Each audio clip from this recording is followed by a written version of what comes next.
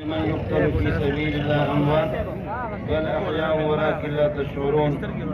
معزز دوستوں، آپ کے 4 صدہ کا علاقہ جامع حقانیہ اور جامع نعمانیہ، 4 صدہ اور پشاور، یہ صرف آج غم زدہ نہیں ہے، رنجیدہ خاطر نہیں ہے، مصیبت زدہ صرف آپ کے علاقے نہیں ہے۔ آج ملت اسلامیہ پورا پاکستان، صرف نہیں پاکستان کیا ہے، پاکستان والے جو ذمہ دار حضرات ہیں وہ تو صرف یہی ہے کہ گٹر کے مینڈک ہے، یہی علاقے کے اندر بھی پاکستان میں بھی لوگ ان ذمہ داروں کو، بڑوں کو لعنتیں بھیجتے ہیں، یہاں بھی ان کی کوئی حیثیت نہیں ہے۔ باہر کیا ہوگا؟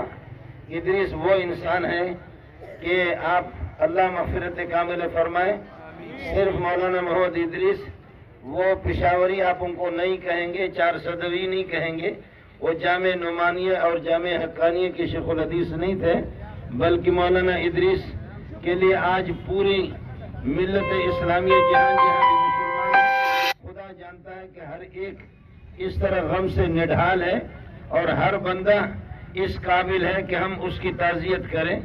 میں خود بھی آج آپ کی تعزیت کرنے کے لیے نہیں آیا ہوں، آپ کو تسلی دینے کے لیے نہیں آیا ہوں، بلکہ میں آیا ہوں کہ آپ مجھے تسلی دے دیں۔ میں اس لیے آیا ہوں، ہر بندہ اور ہر مسلمان، چاہے دبئی میں ہو، قطر میں ہو، اور یہ کہ سعودیہ میں ہو، برطانیہ، باہر جہاں جہاں بھی مسلمان ہے، آج ہر بندہ میرے حکمرانوں سے یہی اپیل ہے کہ اللہ کے لیے اتنی لعنتیں آپ کیسے اٹھا سکتے ہیں؟ اتنی لعنتیں کہ کروڑوں اور اربوں خربوں انسان جو آپ کو لعنتیں بھیج رہے کہ آپ علماء کو تحفظ فراہم نہیں کرتے، اللہ کے لیے ناک ہماری کٹ گئی ہے، ہم پوری دنیا کے اندر رسوا ہو گئے۔ جہاں تک ملت اسلامیہ اور مسلمانوں کا نقصان ہے وہ تو ناقابل تلافی ہے۔ اس قسم کا نقصان ہے کہ ہم زندگی بھر مولوی منظور جیسے لاکھوں مولوی زور لگائیں، ادریس تک نہیں پہنچ سکتے۔ ادریس کا ذائقہ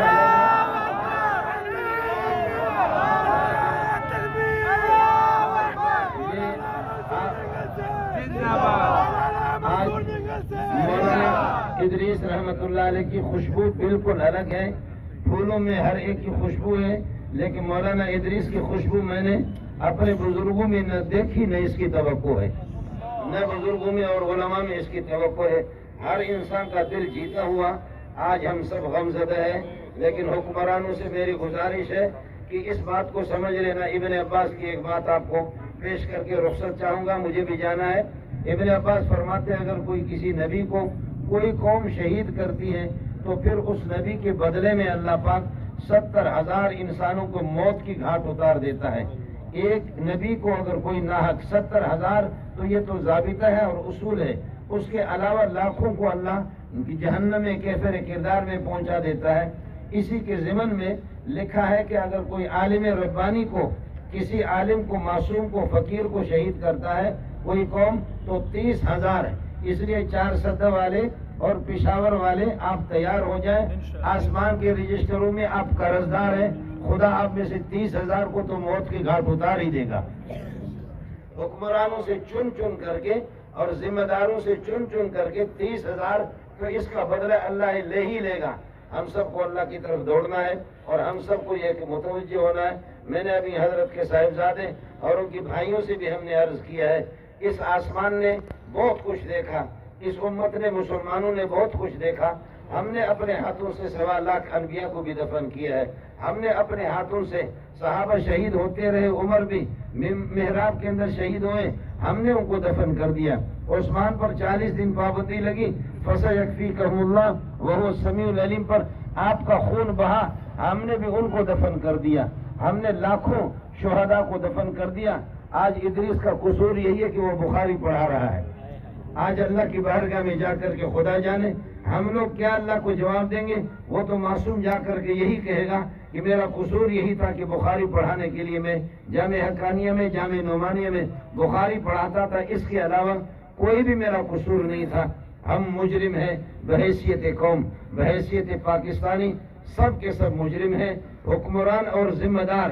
میری گزارش ہے آپ ناراض نہیں ہونا، اللہ کے لیے ناراض نہ ہونا۔ میری بہت گندی زبان ہے، اس کو سمجھیں ایک بندہ جو ہے نا کسی وزیر کے بارے میں ایک طالب علم نے دوسری کو خط لکھا طالب علم کو، یار اس وزیر کی بہن نے شادی نہیں کی ہے اور اس کا بچہ پیدا ہو گیا، کیا ہو گیا، شادی ہی نہیں کی ہے، یہ بچہ کہاں سے آ گیا؟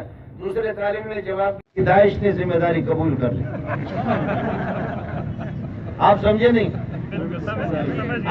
نہیں؟ بلکہ کسی بہت بڑے صدر کے بارے میں جو اس دنیا میں بھی نہیں رہے، آپ سمجھ گئے؟ اسی کے بعد دیکھا یار ان کی بہن نے نکاح ہی نہیں کیا ہے، یہ بچہ کہاں سے ہوا، کہاں سے پیدا ہوا؟ تو طالب علم نے جواب دیا کہ طالبان نے ذمہ داری قبول کر لی کہ ہم نے گڑبڑ کی ہے اور داعش نے ذمہ داری۔ آپ کسی کو بھی مارو، کسی کو بھی قتل کرو، کسی کی پراپرٹی کو لے لو، کسی کی جائیداد کو لے لو، کسی کا خون بہا دو اور اس طریقے پر فیس بک پر دے کر کے فلاں نے ذمہ داری قبول کیا، آخر آپ کے کسی بڑے حاکم کو مار کر کے وہ ذمہ داری کیوں قبول نہیں کرتے؟ آپ کے کسی حکمرانوں میں سے کسی لفنگے کو، کسی بے دین اور لامذہب کو قتل کر کے کوئی انہی جماعتوں کے آپ کہتے کہ کبھی طالبان ہے، کبھی کہتے داعش ہے، آپ کے کسی خنزیر کو مار کر کے کیوں نہیں کہتے کہ ہم نے کیا ہے؟ اس کے بارے میں کیوں نہیں آتا؟ کسی بھی عالم کو آپ مارے، کسی بھی فقیر کو، کسی مسکین کو، اور کسی کو طالبان کہہ کر کے پھر یہ کہ آپ اس کو اس طریقے پر یہ کہ طالبان کے کھاتے میں سارا ڈالے، کب تک ہمیں بیوقوف بنائیں گے؟ کب تک ہمیں بیوقوف بنائیں گے؟ اس لیے حکمرانوں سے بھی میری گزارش ہے، اگر عزت کوئی چیز ہو، غیرت کوئی چیز ہو اور کچھ احساس اگر ہو، ہم پورا ملک بدنام ہو چکے ہیں، پورا ملک خدا کی قسم ہم بدنام ہو چکے ہیں۔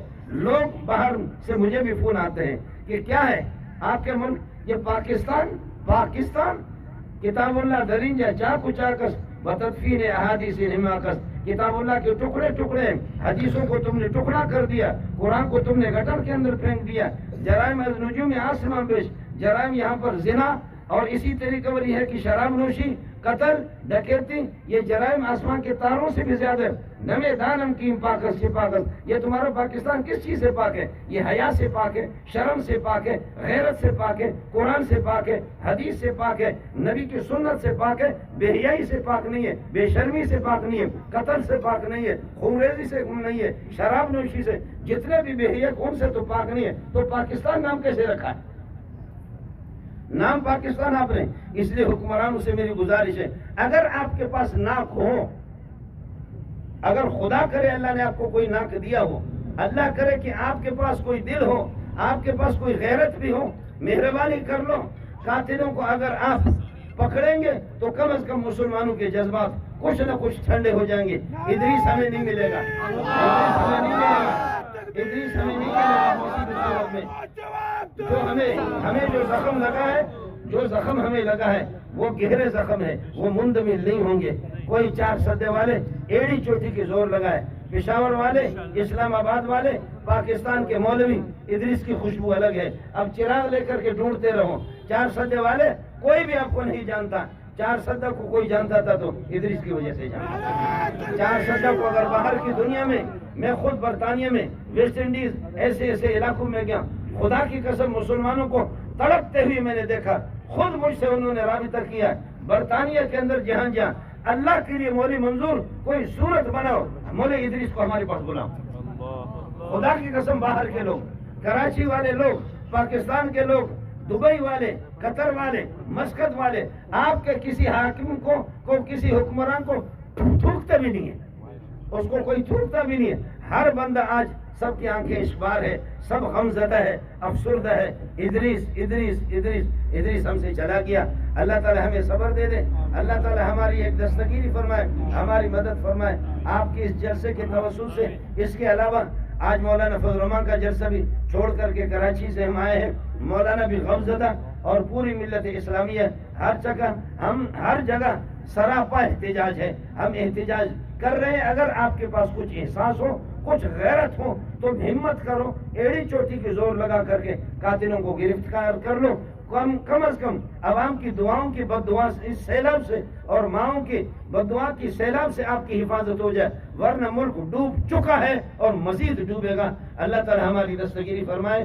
آپ کے توسط سے پھر اپیل کر رہا ہوں حکمرانوں سے کہ خدا کے لیے مسلمانوں کے جذبات کا کوئی مداوا، ان کا کوئی علاج کرو۔ وآخر دعوانا